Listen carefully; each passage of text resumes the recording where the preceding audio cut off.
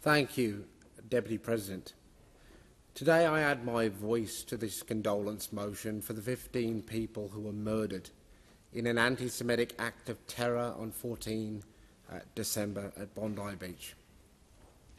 For those of us from the West, our connection to the golden sands of Bondi Beach is often shaped by television shows and photographs. Images of rolling surf, of glistening pools, of endless summer days. While I've never been to Bondi Beach myself, those of us who've grown up on the coast know its sounds and rhythms well. Kids laughing as they run into waves, the sound of a sandcastle being knocked flat, the quiet peace of a stroll and dinner by the water as the sun goes down. This place, cared for by traditional owners for thousands, tens of thousands of years, reflects something deep in the Australian story.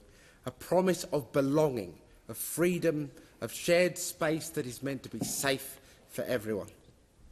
On Sunday, 14th December, that promise was shattered. At 6:42 p.m, during a Hanukkah celebration, two men brought hate, violence and weapons to a place of joy and community. 15 people were murdered, more than 40 physically injured. Countless others were witnessed and were traumatised by unimaginable horror. The pain that friends and families feel right now, what they are experiencing, it is beyond words. To lose someone that you love in such a senseless and brutal way is a grief that no one should have to carry. I extend my deepest condolences to those who were killed, to their families and their friends, to all those who will live with the physical and emotional injuries for the rest of their lives. In the darkness of that night, extraordinary courage began to emerge. Stories of ordinary people doing extraordinary things. To me, they are simply the best of us. Strangers shielding children on a beach, surfers helping people paddle to safety, lifeguards carrying the injured, first responders acting before emergency services arrived, members of the public confronting the gunman, hospital staff working through the night, and people thousands of kilometres away lining up to give blood.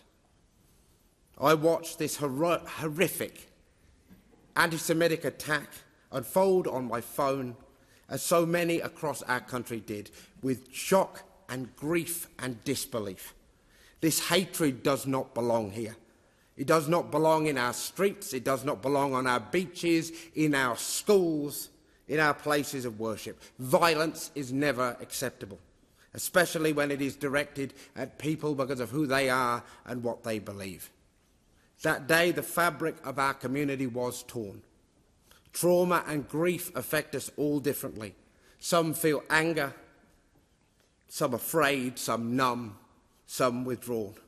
Others build walls. But we cannot allow hatred to decide who we become. We must refuse the us and them stories that are being seeded to divide us.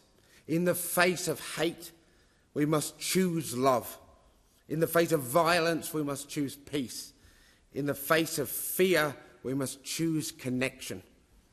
And we must build a community where, regardless of your faith, culture or background, everyone can live freely and safely. As politicians, we have a responsibility to act.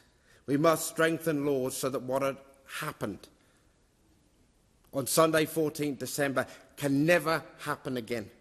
We must do more to counter racism and hatred in all its forms. And we must be shoulder to shoulder with one another in this moment of profound grief.